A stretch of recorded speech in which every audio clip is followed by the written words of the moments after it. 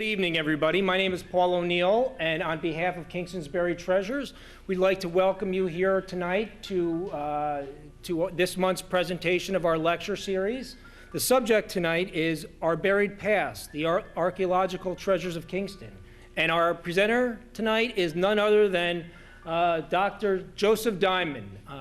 Dr. Diamond is he is a well-known professor at the State University of New Paltz, and he's probably the most prominent archaeologist in the region.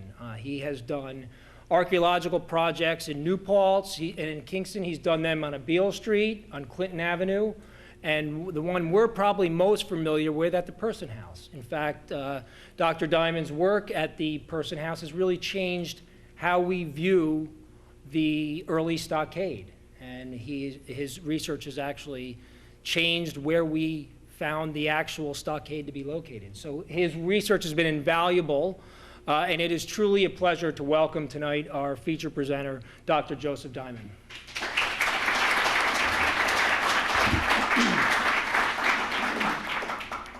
Can you hear me just if I talk like this?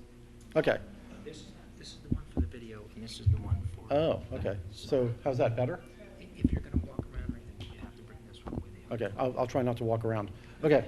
What I was going to show you tonight is, of course, a lot of you are probably interested in seeing what we found at the Pearson House. What I was going to start out with tonight, though, is what I've been doing on Beale Street. How many of you actually know that archaeological excavations have been undertaken on Beale Street in the last maybe 8 to 10 months? Didn't see any hands. Oh, Ed. Okay, Ed knows. It's kind of it's not really a secret, but when they redid Beale Street, and okay, that should look very familiar. There's the bridge going over into Port Ewan. What they did from April of last year up until September was they redid the street from Broadway all the way to Ravine Street on going from the left all the way to the right, 2 blocks to the left, 2 blocks, yeah, about 2 to 3 blocks to the right, all the way down to Ravine. And we were tasked with monitoring that. And what we were looking for was anything that was archaeological. And of course, when you're looking underneath the streets, we found a lot of 19th century stuff. We found a little bit of 18th century stuff. But the thing that one of my crew members really keyed in on is the prehistoric artifacts. I have a guy working for me named Frank Spada, who has eyes like a hawk. In fact, most hawks would be ashamed to have to even be associated with him because he has eyes better than a hawk. And so we started out, you'll see on the right there is the armadillo. And I'm just going to show you where the site is. What we did was, as the company from Newburgh was basically taking up the sidewalks, putting in new water lines, new gas lines, new sewer lines, redoing everything, and then putting a new macadam in. What Frank was doing was walking around, and you can see little bands of sand in here. He was looking around in these bands of sand for different kinds of artifacts. And we got quite a few historic items. We have a lot of beer bottles from Kingston, little fragments of beer bottles, different kinds of medicine bottles, and some marbles and all kinds of other little things. But in this area right over here, if you remember, Forest Plant used to be right here. There used to be a big brick monstrosity there. And what is it? Hone Street comes down right there. That's the area where Frank started to key in on some prehistoric artifacts. This is looking back the other way from the armadillo, looking up towards the bridge, which is right up in there. So they basically ripped up the whole street. And one of the things that Frank was looking for was prehistoric artifacts, because he has really good eyes for this. So he started to pick up a little here, a little bit there, and we started to key in on this one location at the base of Hone Street. And every time that I would get bags from him, we would talk about what we were finding, and I just kept saying, if you see anything that you really think is significant, ask the guys to just give you a little bit of time. I think he got about 8 to 10 hours for the first excavation unit, and put in a couple of squares where you can, and see if you can find anything. And if you get down around that way, you'll notice there's a peach-colored building right here. This is the last building, and then Hone Street is right here. What we did was we lined up our first excavation unit right along this. Right in here is where I'm backed up against the concrete wall to the Forest Plant. So what they probably did was when they shaved off all the soil in the 19th century, they peeled off the A-horizon soil, they left a little bit of the yellow subsoil, and that had all the artifacts in it. We don't know where the rest of the soil went, but we've got some very, very interesting stuff coming out of these units. We did 12 of them along the street, right underneath the sidewalk. Here's the first one, and you can see everything's pretty messy in the background. Frank was working with heavy equipment with backhoes, bulldozers, large pipes, guys moving all kinds of bluestone around, and huge truckloads of gravel and all that other kind of stuff. And he was setting up 1 meter squares. These little rocks right in here are the cut line for the forced plant, where they put in the concrete wall to support the plant. There's just another shot. And this is our standard nomenclature for north. Whenever you see a trowel in a unit, it's pointing north. That's how we kind of keep track of things. Here's just another shot. And so this is unit 2, and you can see there's not really a lot of soil here. And again, this is right across, kind of cat-a-corner between the Armadillo on the other side and Hone Street.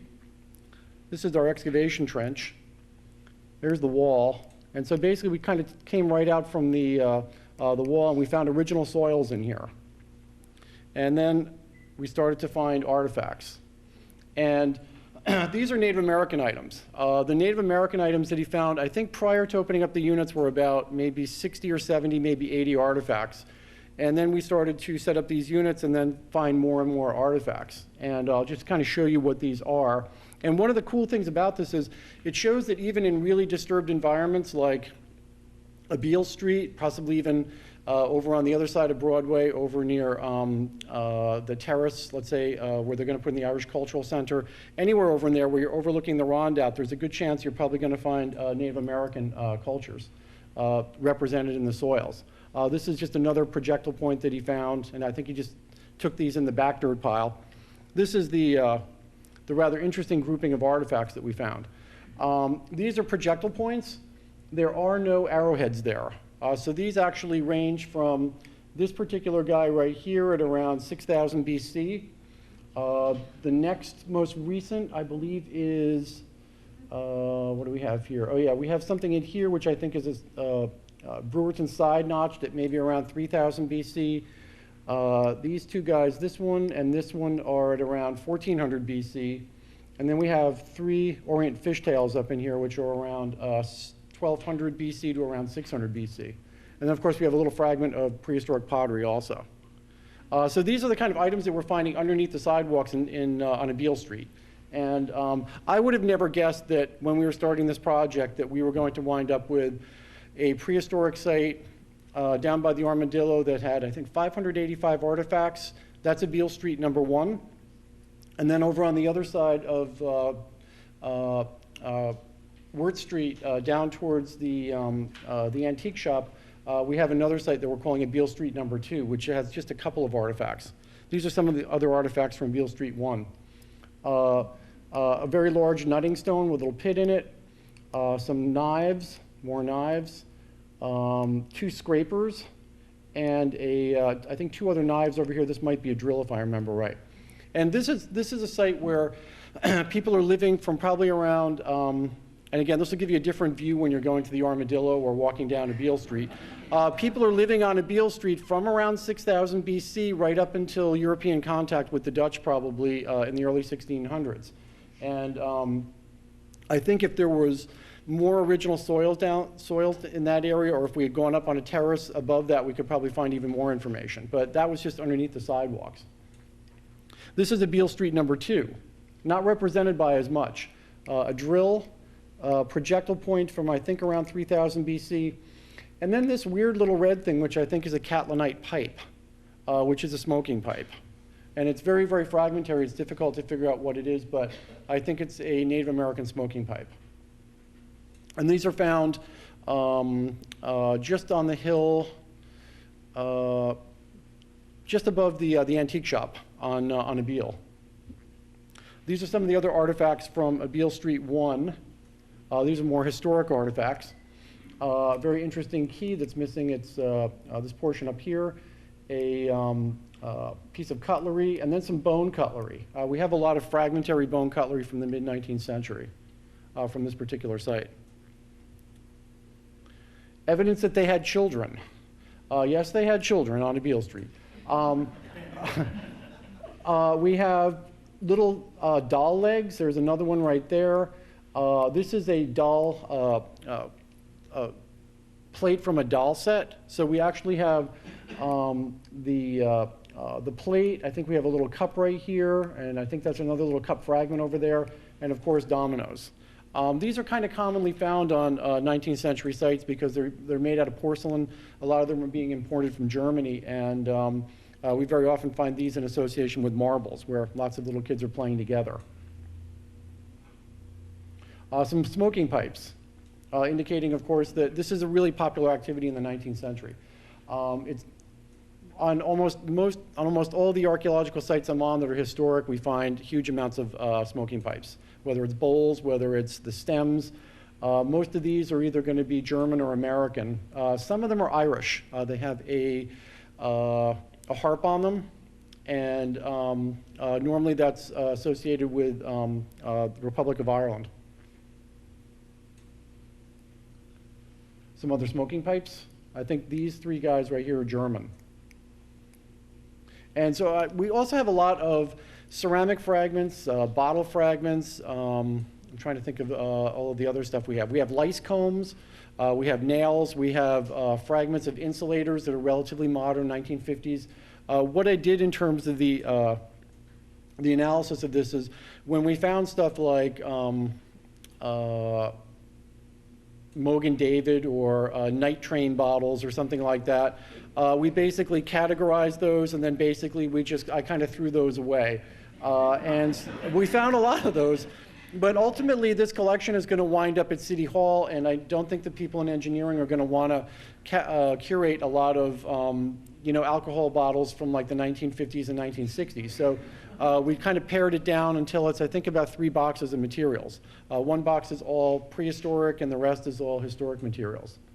So that's a Beale Street. So you're the first people that actually know what we found on a Beale Street, because I was going to write an article for the Kingston Times, but I just have been a little too busy. So this is my first presentation for Beale Street. So you folks are all privileged for being here, and you can write about that too. So this is the Pearson House. How many of you have ever heard me talk about the Pearson House before? Oh, okay. Wow. Okay. I thought I've done this a lot. The Pearson House, most of you know, is right down the road over here. This is Bob Slater's. Actually, no, this isn't Bob's. This is just the map of Kingston that Bob overlaid. His idea of where the different palisades were. We're right there at the Pearson House, and essentially the first part of the stockade is right in here, and then the second part of the stockade, the 1661, should be cutting right through here. And I'll show you what that looks like inside the Pearson House. When we started working there, I never really thought that we'd be finding the palisade. Here's a shot of the Pearson House. This is what it looked like when we started this back around 2000. And the county of Ulster had taken it over and kind of boarded it up. Ken Barraclough had gone in and started to take apart all the stuff that was extraneous, all the paneling, all of the stuff that was hiding the original fabric of the building, and that was really kind of cool because you could actually see where things were happening. On the outside over here, Ken had a problem with the building structurally, so we had to do a unit. So this is our first unit, and I don't know if you can see it all that well in here. Is it possible to click one light off? Okay. Right there you can see a little dark line. This little dark line comes all the way around, and it shows up even better right here. This is the builder's trench for the first phase of the Pearson House. This is black soil that is about that thick. And when we found it, and you take a look at the date right here, this is, I think, October. This was right around the point where They were getting ready for the celebration of the burning of Kingston by the British. And I thought that we had found evidence for that. And people just said, no, you couldn't have found evidence literally the week that they were going to be celebrating this. And I mean, it's pretty deep. Here's the sidewalk. Here's stone dust and then a concrete underlayment. And you can see all the soil going down here. This is just solid black. And I just thought, well, you know, that's what it is. And so I was pretty excited. It was in the newspapers, and I think Ed was in the picture too when everybody was excited about us finding this. And then when I got the bags of artifacts and I started to actually wash the artifacts, there was nothing in this layer or anything below it from the 18th century. It was all either 17th century or it was Native American. So then I had to think to myself, that's really weird. And I thought, is it really possible that we could actually have found the 1663 burn layer? And I went back and I kept looking at artifacts, and everything from the 18th century was up here. Everything from the 17th century was here and below. So that's how we knew it was the June 1663 burn layer. And that was, I think, even more exciting than the British one, for the most part. There's just another shot. So that first unit was right there. We did another one right over in here, and we found the same thing. We have another section of the burn layer. What I'm kind of wondering is, how many areas in Uptown Kingston still have that burn layer? It's about that thick, and it is compact charcoal, and everything in it is from the 1660s. Everything below it is from 1663 back, and in some cases back to about maybe 700 or 800 BC, which is what we found, 1200 BC inside the house. And so it's very possible there are a whole bunch of locations around the Uptown area where this could still be in one piece. And it's probably not going to be in basements. There could be locations out in the parking lots out here, other portions underneath buildings. I'm kind of curious about that. So kind of keep that in mind and call me if you are digging around in your yard. Here's the Pearson house. These are Ken Barraclough's drawings. This is what we call the first phase. And just kind of orient myself here. There's John Street, here's Crown Street. And when the Pearson house was first built, it would be a gable-lidded house facing the street. And John Stevens was kind enough to bring me in some drawings. I'll pass these around. This is what a gable-lidded house with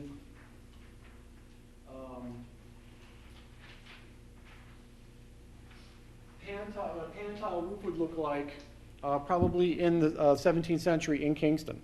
This particular house had a pan tile roof, which are these really, really large red tiles that overlap each other in the same way you see them in Amsterdam, or you see them in Belgium or France or Italy, or even in California, where they actually have these ceramic tile roofs. So this is kind of the back of it. There's Crown Street right there. And it had a fireplace in the back. And so you would walk in the front of it, and you would actually be, it would be kind of like a small rectangular house with a fireplace in the back. And the roof on this would be gable, it would have a steep gable and also have pan tiles on it.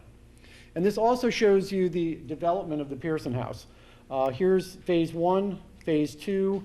We did all of our work right here, and I'll show you how that looks as we kind of work our way through it. So what happened was, I can go back, that's cool. Okay, so what they did was they had this house fronting on Crown Street kind of like this. At a particular point, they knocked the roof line off and turned it this way. So what Ken is showing here is the first phase. And what they've done is they've actually knocked the roof off, and instead of having the chimney here, they have it at the gable end facing John Street. Then they put the first addition on. So this is phase 1, this is phase 2. And this is really, really common for a lot of Dutch houses in New York. In fact, Jim Decker in Hurley has a very, very similar house. I think it has almost the exact same dimensions. So there's the first phase, the second phase. This is the area that we've been working in, which is phase 3. Kind of like a kitchen wing off the back. And what's really nice about this third section is that they never dug a basement out. So phase 1 has a basement, phase 2 has a basement, phase 3, What they did was they just laid floor joists on the ground on small rocks. It appears that they took a lime plaster and kind of plastered underneath it, and what was locked in was all of the archaeological materials below that. So we did, between that plaster layer and the floor joists, have about this much kind of dust mixed with little wood chips and dead rats and a lot of really small nuts and stuff like that. One of the things that we found working in here was that in that first level of kind of dusty, loose stuff, we found a lot of those nuts that you have at your, on your table at Thanksgiving, you know, that mixed nut bowl. They all had gnaw marks on them. So I think what was happening was at the Cornell, when Cornell was running this, when they had their Christmas parties or something, they'd probably leave their nuts out for Thanksgiving or Christmas, and the rats would come upstairs, grab them, and then bring them onto the floor joists. We found a lot of them. We found, I think, about 60 or 70 rats, skeletons in here. But there were a lot of little gnawed upon things in here. So this is, what's nice about this area is they never dug a basement here, and that's really what saved the archaeology also. That's phase 1, phase 2, phase 3, and there's that long stone addition. That's phase 4. This is phase 5, which is that long brick addition that the, I think Cornell put in about like 1916 or 1919 or something like that. I won't really get into that because that's kind of irrelevant at this point. This is what it looked like when we first got there. We didn't take the floors up. I think Ken had somebody pull the floors up. What you're seeing right here is the corner of the first part of the house. And this is the first addition. So that's phase 1, this is phase 2. We're in phase 3 right out in here. And what we did was we actually walked in, took plywood, cut it to the length and the width of these floor joists, and we actually set up on the floor joists and moved our plywood around as we excavated the inside. And we did about a 95% sample, which is kind of unheard of in archaeology because normally we do about a 7 or 8% sample in archaeology, and I really wanted to push it because nobody had ever done anything like this before in, definitely not in Kingston, but even in the Northeast, to do a really large sample of the inside of a Dutch house. This is my wife getting her first archaeological experience in the phase 3. I put her to work digging in one of the squares near the back window. And this area right in here is where the hearth used to be and has been reconstructed. So if you go into the that wing right now, the phase 3, you'll see a really, really nice Dutch chimney there, a Dutch walk-in jamless fireplace. And it used to be right here. We found very little of that. This is a unit that we did, a whole series of units. This is the back door on the south side of the house. There's a little parking lot out in there. To really check out the stratigraphy inside the Pearson house, we did one long unit. I think it was 1 meter wide, which was really convenient because it was just 1 meter was just between these floor joists. And we went all the way from one side of the house to the other. And what we found in here was some very, very interesting stuff. We found cannonballs at the far end. I think we have 3 cannonballs. I brought those down to West Point, and they looked at them and informed me that they're probably 17th century cannonballs. So, I mean, again, we were kind of fantasizing about the fact that these were probably cannonballs that during the Second Esopus War, guys are running around with, kind of getting ready to fire off at the Indians if they reattacked again. But we found some of those. I was also a little worried that they could still be live. So we sunk them in water for like a week and then brought them down to West Point. So there's my friend Pat who's excavating, and we also have these little kind of walkways. What we did for the County of Ulster is as we excavated the soil, we took it outside in these little wheelbarrows, brought it outside, wheeled it up into the back of my truck and dumped it, and then I took all the soil to my yard and basically threw it in low spots that I wanted to fill in. So I don't know how much it would actually cost to actually get all of this soil out of here just by hiring people, but they got a really good deal on this. This is at the northern end of that trench, and right here you're looking east, And what we found was this little trench and these post molds. And you can see there's the burn line from 1663. And what it does is it kind of comes across, this kind of interrupts it, it kind of goes right there, and there's a post mark right there, and then this kind of drops in a little bit from that line. This is the 1661 Palisade line. That is the first edition on the Stuyvesant's Palisade from earlier. So this is the first one coming out off of that. These are action photos on the inside. This is the, there's the Phase 5 portion in there. We kind of use that as like a setup area where you could actually keep stuff, keep wheelbarrows and all that other kind of thing. And there's, that's the other kind of cool thing. Right here you have the floor joists that come across to right there. What was interesting about the Pearson house is you can see this floor joist is cut right here. This is the original floor joist. There are others that we took out through here. They put in sleepers in here that were made of probably 19th century 4x4s and 2x4s. So the original floor joist ended right here, and then they had to put these in to put the floor in. And it's because there used to be a little open area or kind of an alley in here between the buildings. I don't know why, but you could see it archaeologically. You'll even see it in a couple of other photos. But they actually had to extend this on. You could even see it, and you can't see it in these pictures, you could see it up here on the beams because they had to scab onto the beams to make them reach all the way across because they had taken out these, the posts in here. There's just another shot of, there's the burn layer, there's the burn layer, one of the post molds. These are rat nests. There's one there, there's one there, there's one there. And what was interesting about working here is that there were so many rat nests in the soil that it really was not good for the overall stratigraphy on the site.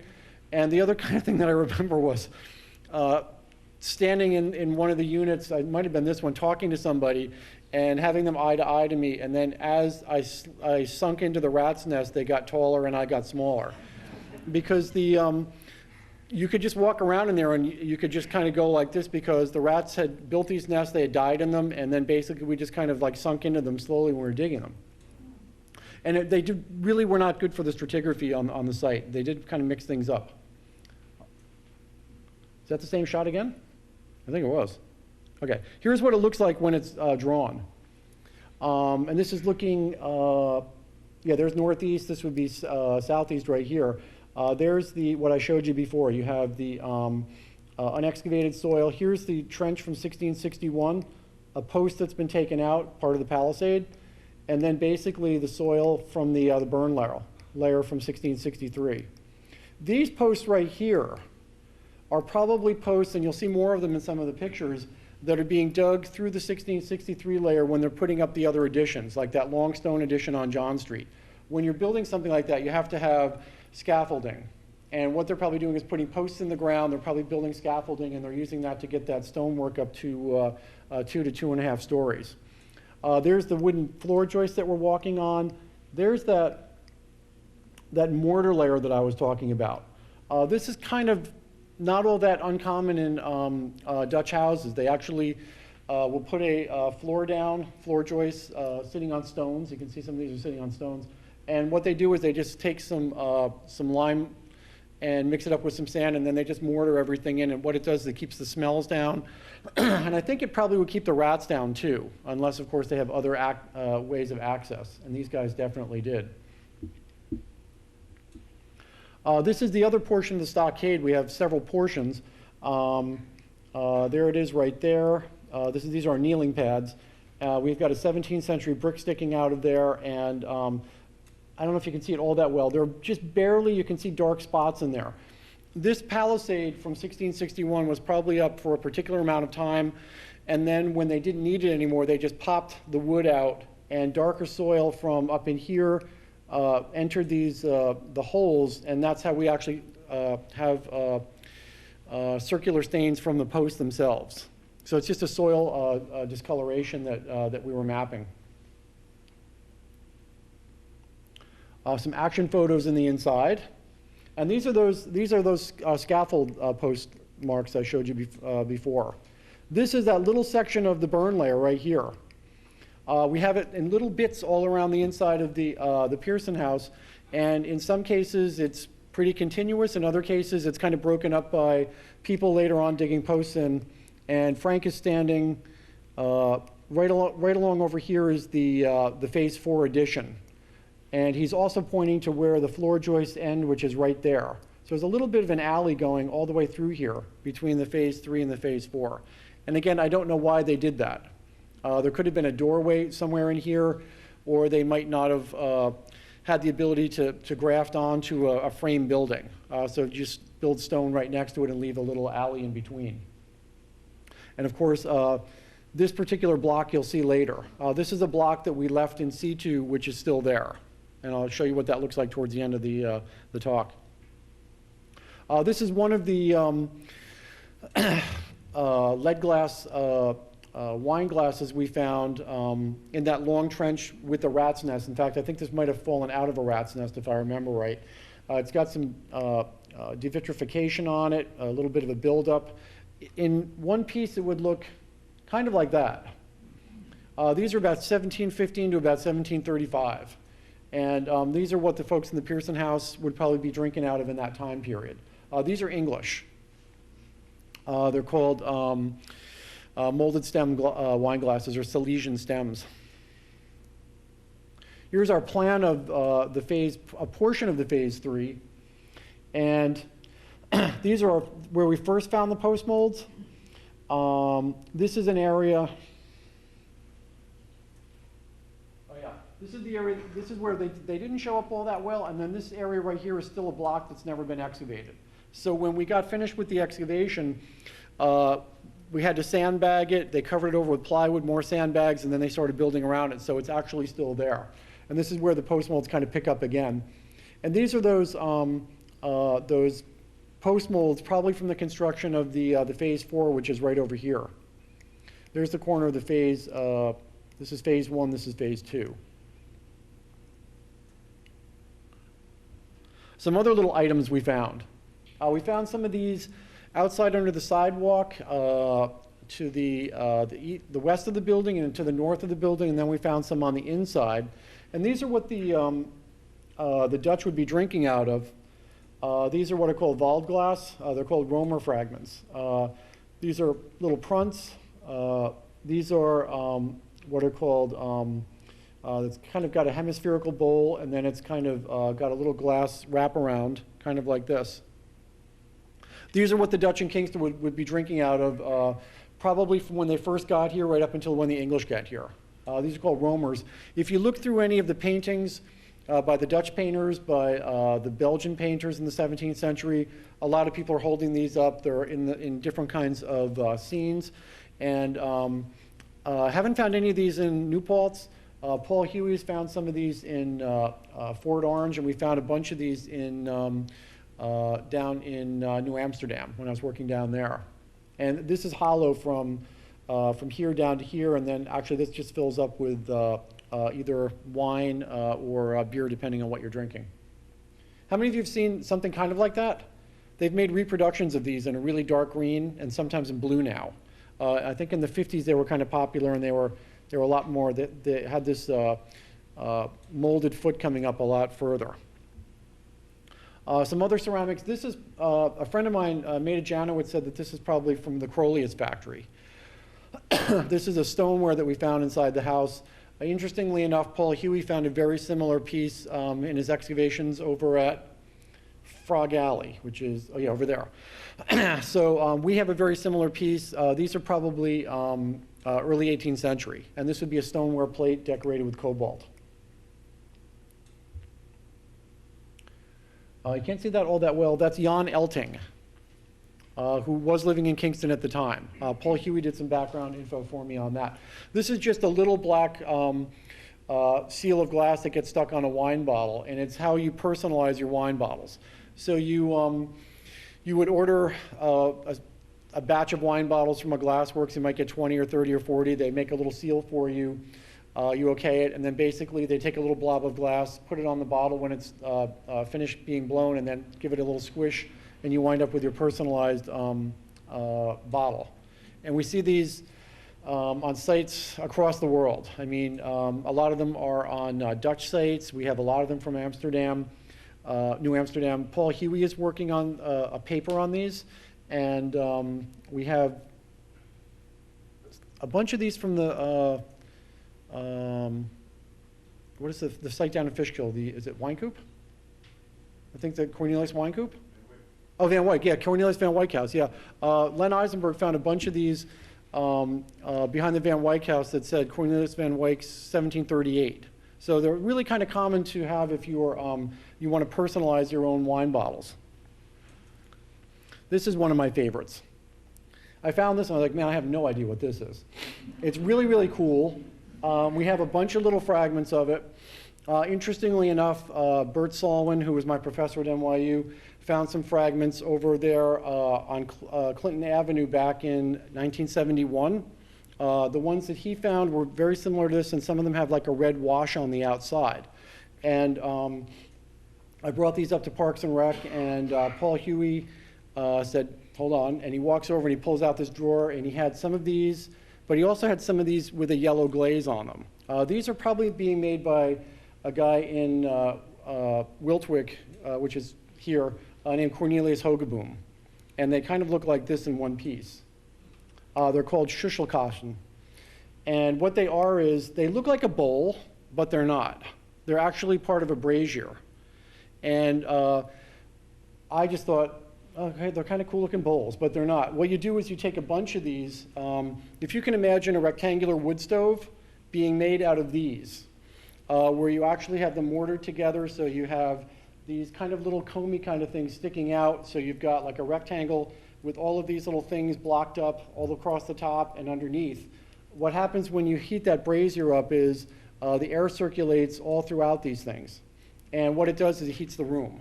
So it's kind of like a wood stove made out of ceramic and mortar. They have them in the Netherlands and in France. And in fact, I had some really good pictures of these that I lost because the website went down. But it's basically a ceramic stove for the most part. That's kind of a cool idea. Really, really rare. And of course, we have it at the Pearson House. I think Paul has them from Senate House, and we have them from Clifton Avenue, and he also has them from Fort Orange. Some of the military, or I should say defensive weapons, we have a lot of gunflints. Most of these are French. Even the ones up here are in a French style. And of course, we have some musket balls also. I didn't put the cannonballs in here because they're kind of unwieldy for photos. Some of the ceramics. Some Delft. This is a really cool little piece of Delft. Jan Bart from Amsterdam told me that when you start to see those two little blue lines on the inside of Delft, it's right around 1661, which is nice because most of these are found underneath the burn layer, which is 1663, so I'm right in that time frame. And of course, these are what the Dutch in Kingston would be importing from the Netherlands. One of the things that we also got at the Pearson House was a lot of material culture dealing with tailoring, because one of the Pearsons was a tailor. And we kind of think that one portion of the house might have been devoted to that, and it might have even been the wing that we were working in. What I did here was take Unit 12, Context 133, and just put all of the really cool artifacts together for one photo.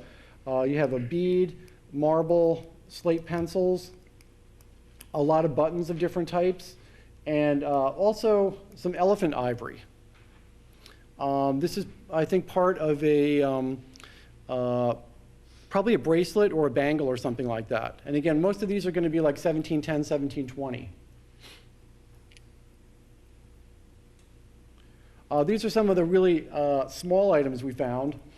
In terms of trade with Native Americans, we have wampum, little copper beads that are made out of large pots, which what the Dutch had going for them was when they would import these copper or brass pots from the Netherlands, when they were no longer usable, they could cut them up into small fragments and turn them into projectile points or copper beads and trade them to Native Americans for for either corn or for beaver pelts or for any number of different things. So we have one of those. And then we have a whole bunch of different kinds of beads through here, black beads, tubular beads, red with black center, and then basically this is a cassock button up in here. Cassock buttons are, if you think of the Dutch wearing these kind of like large robes sometimes, they're kind of like a brown robe or something like that. They have these black buttons on it and a hole, and it just kind of goes right through there and allows it to attach. It's kind of like what like a friar would wear or something like that. And again, a lot of these beads are pretty early.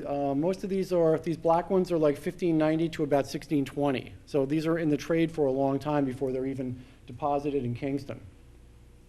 And what else can I add to that? Oh yeah, this is one of the large wire wound beads. This is a little bit later. These get archaeologists really excited because they're so very small, and they're also coming from the Netherlands, probably from Amsterdam, where there are a number of glassworks where they're making these. They're packaging them in probably pots or something like that, or barrels, and then they're sending them over here. People are stringing them up and then using them for trade items. And they're trading for, as I said, corn, probably pelts, whether it's beaver. Once the beaver trade was kind of extinguished, they switched to elk and deer, and then other critters like marten and mink for the most part. Some other very fun items. On your right, a lice comb.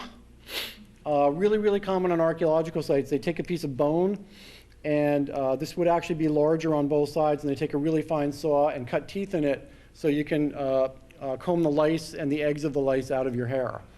We find those a lot. In fact, I went on Google the other day and I typed in lice comb, and the ones that are modern, that are made of plastic, look just like these. The style hasn't really changed, but the material actually has. This is a Tudor rose pipe. You can see a little rose right in the middle there. This is an Edward Byrd pipe. And this is an Edward Byrd pipe that is called an elbow pipe. These are being produced by a guy named Edward Byrd in Amsterdam from 1630 to 1665. And what he's doing is he's copying Native American pipes. This particular style is this kind of sharp elbow with this bowl that kind of comes out in a almost like a trumpet, is something that you see on Native American sites. And what he was doing was copying those specifically for the European market. I'm sorry, for the American market. These have been found in New Amsterdam, Fort Orange, the Pearson House. I haven't looked at the collections from the Senate House, but I wouldn't doubt it. We have them on Huguenot Street, and there's also a ship down in the Bahamas called the Pipe Wreck, which has a large number of these that indicates that they're being shipped over from the Netherlands for trade with Native Americans. Okay, I had a shot of a whole bunch of these boxes of the way we were washing these things, and I just kind of took that one out and just kind of went with this. This is a cardboard box, just kind of your standard beer flat. What we did was we took the bag, washed the artifacts, put the bag in the bottom, and then piled everything up on the inside. And you can see we've got tigerware here, a whole bunch of little cool items in here. But there's that guy right there that I always kind of focus on. That's one of these. We found a lot of sturgeon remains. We found sturgeon, we have deer, we have elk, we have shark, believe it or not. At the Pearson House, we have shark. And we have, of course, oysters and clams and that kind of thing also. He got returned back to the water. He's just being weighed by DEC folks. So again, this is really a major food source for people in the 17th as well as the 18th and 19th century. And at the moment, they're protected, so if you catch one, put it back. This was one of the cooler items we found. And I remember kind of vividly finding this because I didn't know what it was. So we found this thing, and we cleaned it off with water, and we're like, what is this thing?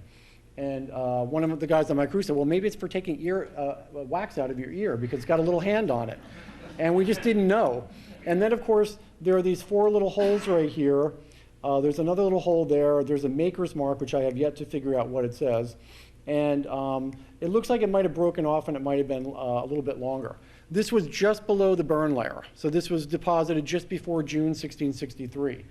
And so I talked to Paul Huey, who is kind of like he's like a computerized wealth of knowledge.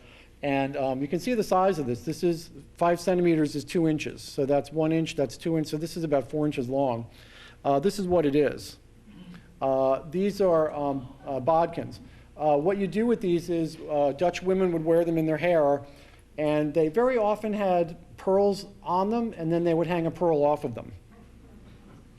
And of course, I have another picture of this on the cover of my report, but this is probably one of the better ones. If you're looking at any paintings from the 17th century, if you're abroad or if you're looking through any of the masters' paintings, take a look because you'll occasionally see Dutch and Belgian women wearing these things. Paul said they come in about, I think, 1655, and they go out about 1677 or 1680 or something like that. So they have kind of like a narrow window in paintings.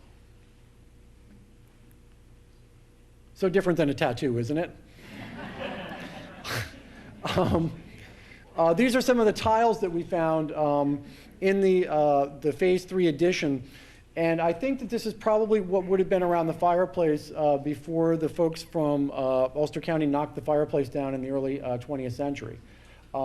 We found quite a few of these. Most of them are kind of difficult to figure out.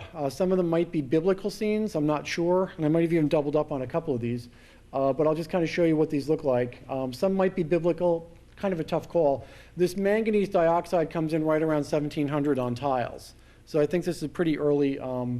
Actually, it's kind of late compared to what I was expecting. There's that plate again.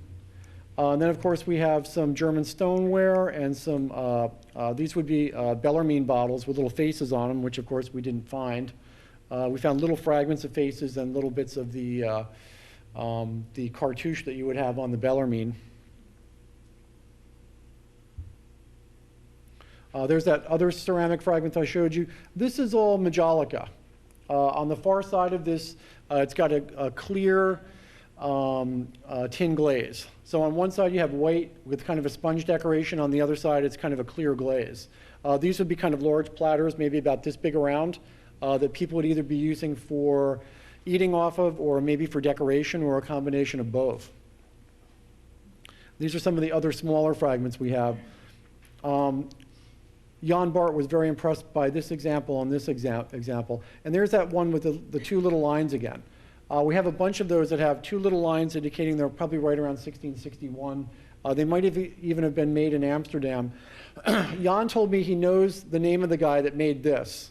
The guy's got such a definite style that when they find his stuff, they actually can tell whose stuff it actually is or who the maker is in Amsterdam.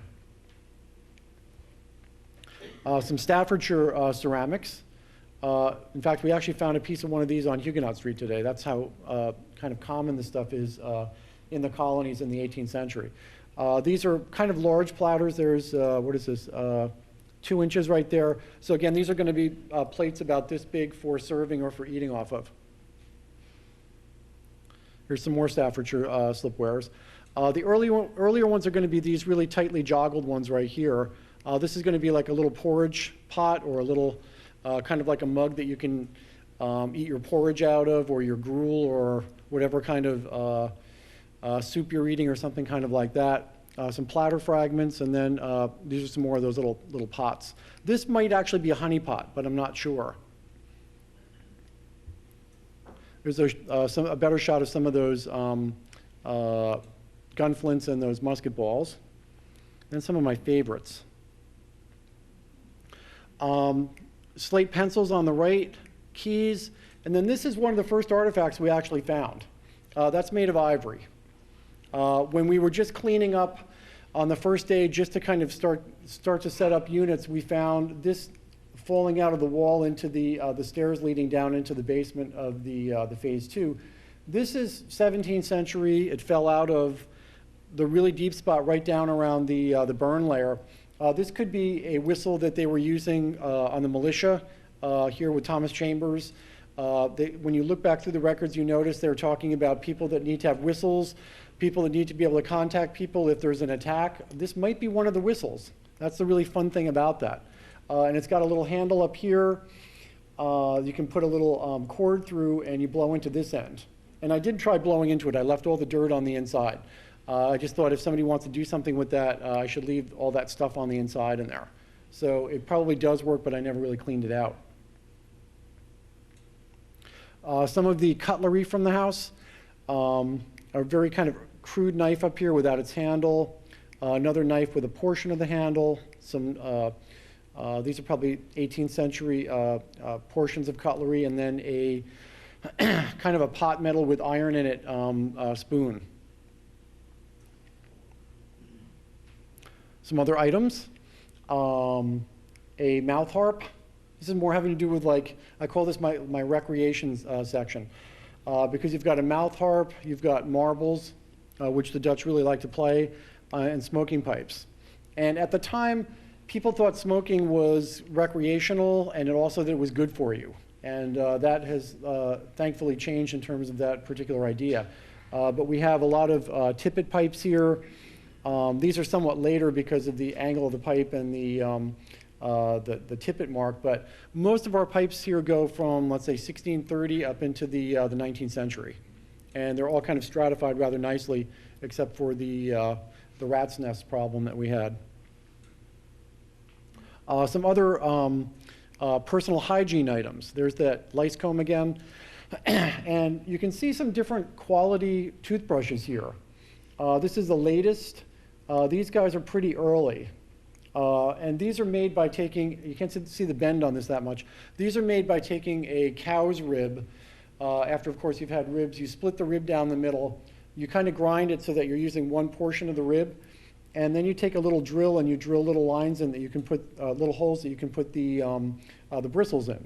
In some cases, what they do is they just drill rows of them and then try to tie them all together. This is probably, these three are probably the earliest. And these are probably 17th to 19th century, early 19th century. So we know that personal hygiene was at least taken care of there. And this again is kind of a shot of, this is one, I think, context just of artifacts related to tailoring. Pins and needles, clothing fastener, little copper or brass thingy, all kinds of different buttons. From copper, brass, different kinds of pot metals through shell. I think these two are shell also. And then a whole bunch of different kinds of bone buttons. And the bone buttons are also being made from cow's ribs also. They're basically the most low-budget button you can actually get, because you're actually taking your dinner bones, splitting them, grinding them down, and then basically taking a compass, pinning it in the middle. These guys normally have one hole in the middle, and you keep spinning the compass around until it works its way through the bone. Then you pop it out, and then you drill it with other holes so you can have a, that's probably the most basic, 2-holer, like 4, 5, and 6-holers through here. There's a 5 and there's a 5 or a 6. That's how it starts out, and then it gets more complicated the more holes they need to actually attach it to clothing. And this is the block that I was talking about on the inside of the house. There's the phase 1 right there, the corner of it. The phase 2's here. Mario and Frank are hanging out here in the phase 3, and this is the phase 4 over here. This is the block that we left in situ that's still there. And there's the burn layer right there. So I was very careful to include burn layer for future Kingstonians to analyze. And what we did was we blocked this all up with sandbags, covered it over, and then they built all around it. And so this is still intact in the Pearson house. And that's my talk.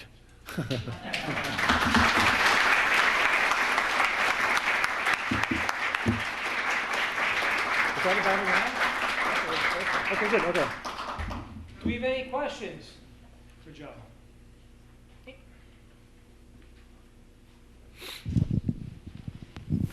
Is it possible that phase 3 was a slave kitchen? I suppose. I mean, the way that slavery is organized in the North, basically the slaves are living with the families, with the Dutch. So it's possible that they're living downstairs, that they're cooking upstairs. The first and second phases did not have fireplaces downstairs. They had fireplace supports. So they're probably cooking on the first floor with the persons, or maybe in the phase 3 addition, which would have been a kitchen wing, yeah. Very possible, yeah. The problem is the problem with dealing with slave artifacts is sorting them out from all the Dutch colonial and later on the British colonial artifacts. And the problem that I'm having is working on Huguenot Street, we did the basement in the very same manner of the Abe Hasbrook house in a cellar where the slaves probably lived and cooked. And it's difficult to tease out the differences between actual slave artifacts and artifacts that are going back and forth between, let's say, the Hasbrooks and the slaves. So that's always going to be a problem. Any other questions? Did you find any coins? Yeah, I think we did find a few coins. We found some, I think like an 1880 dime. We found a bunch of stuff from the 19th century. I think we found a few pennies from the late 18th century. Not a lot. I mean, I can't think of anything really significant. Even when we found something that could give us a date, the rat's nests had kind of moved it around, so it wasn't all that helpful. The really big thing for dating in here is the burn layer. Everything above it is 1663. Everything below it is prior to 1663. And then, of course, we had to try to figure out when that mortar floor was put in. And so we looked at all the artifacts below it and all the artifacts above it. But again, there were all these rat's nests moving things around.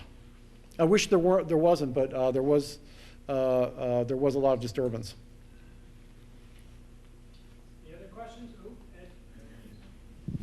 What did you find from 1777 burn layer? As I said before, we didn't find the 1777 burn layer. It turned out to be the 1663. You found any charred timbers or anything like that? We didn't, oh, that's right. Oh, yeah, we were talking about that. Yeah, we didn't find anything inside the house relating to the 1777 burn layer. It might have been cleaned out in the south east corner of the house. We found a pile of pan tiles, which would have been from the roof, and we found a lot of Dutch bricks. But that would have been when they turned the house from this side to this side to add the addition on Crown Street. I don't think we got anything from 1777 in there in terms of the burn layer. Any other questions? I actually have a question about when you're talking about the tile roofing. When we usually think of the early houses with sod roofs going on to a wood shake roof or something. Did most of the houses have the red tile roofs? In New Amsterdam, the early ones had red tile. I think in Fort Orange they had red tile. Here, I think some of the early houses had red tile. And what they started to do at a certain point, maybe the early ones had thatch. Because when you look through the Kingston court minutes, they talk about the fact that they're having a lot of problems with fires. In fact, when you read through the court minutes, Wiltwyck sounds pretty sleazy in terms of things that are like in between the streets and people's animals walking around and people throwing their garbage in their chamber pots out the windows and doors. So at a particular point in the court minutes, they start talking about mandating ceramic tile roofs. And again, I think the Pearson house is probably, I'm not sure, but I think it probably is closer to 1700 than the 1661. So I think it's probably closer to the late 17th, early 18th century. And so ceramic tiles would have been more easily procured because Cornelius Hogeboom and other people would have been making them locally, kind of like right down by where Dysings is, I think. So that's pretty close. Any other questions?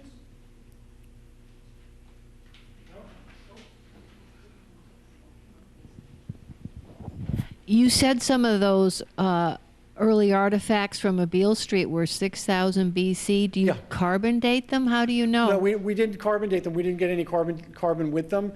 They've been carbon dated at other archaeological sites around the Northeast.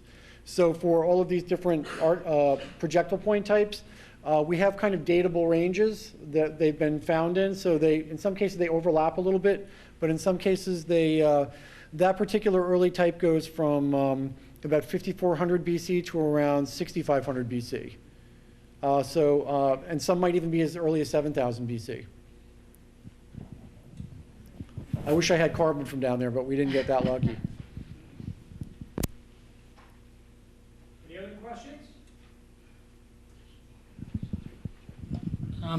I recall from a tour of the Person House that they had mentioned something about a store at one time. I wondered if you knew anything about there being the building being used, or at least part of the building being used as a store. It probably was, but later than the time period I was kind of studying. I think that building probably had a whole bunch of different functions. I mean, Paul Huey told me that the lot was also owned by Gisbert von Imbrock, who's was a surgeon in Wiltwyck, who also probably had one of the largest libraries in the New World at the time. When you look through his what am I thinking of? His probate. He has a huge number of books. A lot of them are duplicates, but he has, I think, what some people think is the largest library in the New World at that particular point in the 1660s. Thank you. He also had a pigeon roost, and we have a lot of pigeon remains in our bone sample. Thank you. Anyone else? Okay. Okay, thanks.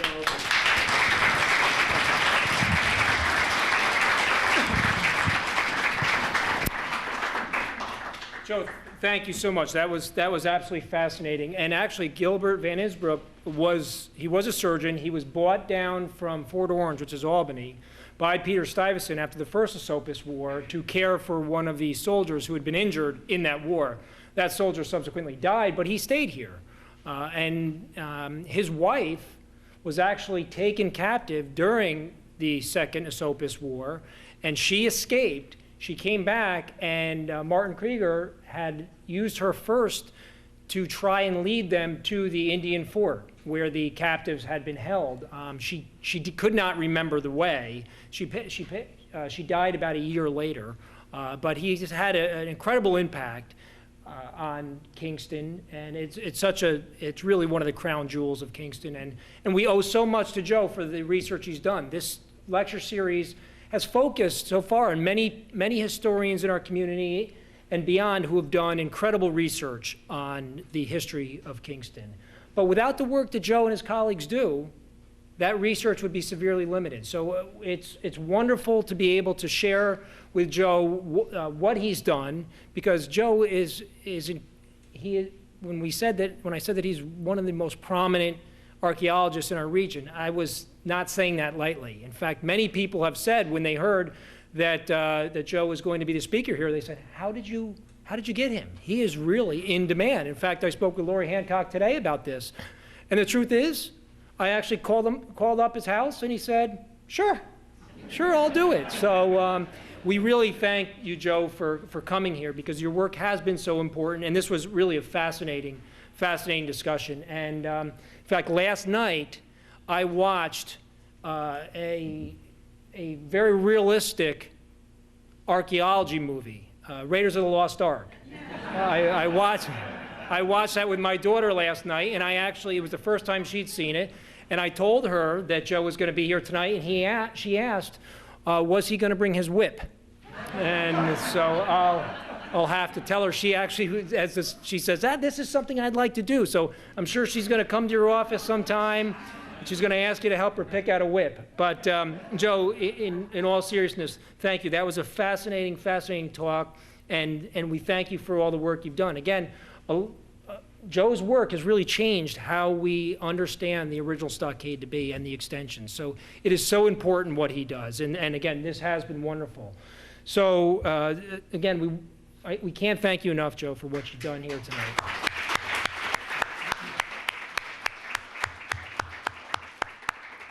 And as always, we do like to thank everybody who makes the lecture series possible. And I would always go through all the names, and they really were, so many people make this lecture series work that I was running out of breath. So Joe Tantillo, as always, comes through, and he's put up some of the names of the people who have really made this lecture series what it is. So we thank everybody. First, we thank all the speakers. We have a wonderful group of historians here. And that is one of the things that has been so wonderful about this, that there has really never been a time with all the people that we've discussed, with about getting speakers. People have been so excited to come and talk and share their information with us. So we really thank all of our speakers, and we thank Joe tonight. Bob Rizzo does all the DVDs. Again, we have a list in the back of all the DVDs. You can contact him. You can get Joe's tonight. Bob makes them up, and he'll get them to you. Jean Rizzo is here, always helping out, and usually brings some wine with her as well. All the people who publicize this, this is just the beginning of the people. Hugh, again, always does a wonderful article in the Kingston Times. So we thank everybody. We thank everybody in Kingston's Buried Treasures. We always thank JK Wine and Liquor. They keep us lubricated here, so if you need a drink, please stop down. And most importantly, we thank all of you. Because of you, we continue to do this. You make this a labor of love, and we thank you. I want to tell everybody about our upcoming presentations. Next month, August 15th, our presentation is going to be From Dutch to English, The Conquest of Kingston by Ulster County historian Ann Gordon. This is the 350th anniversary of the takeover of New York from Dutch to English. So we were New Amsterdam, then we became New York 350 years ago. So Ann is going to talk to us about that. And in September, September 19th, our Ulster County clerk, Nina Posupak, is going to talk about another Ulster County clerk, Christopher Tappan, Kingston's unsung hero. And Christopher Tappan truly is an unsung hero in Kingston.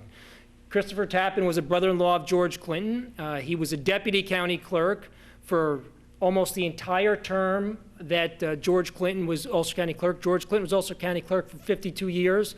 Of that, he probably came to the county clerk's office 3 times, maybe. So Christopher Tappan really did all the work. Christopher Tappan is the one who saved our records right before the burning of Kingston. Our archives here are second only to the New York State Archives in Albany. So he really is an unsung hero, and it'll be great to give him the recognition he deserves. So we thank you. We thank you, Joe. We hope everybody has a good weekend, and we'll see you next month.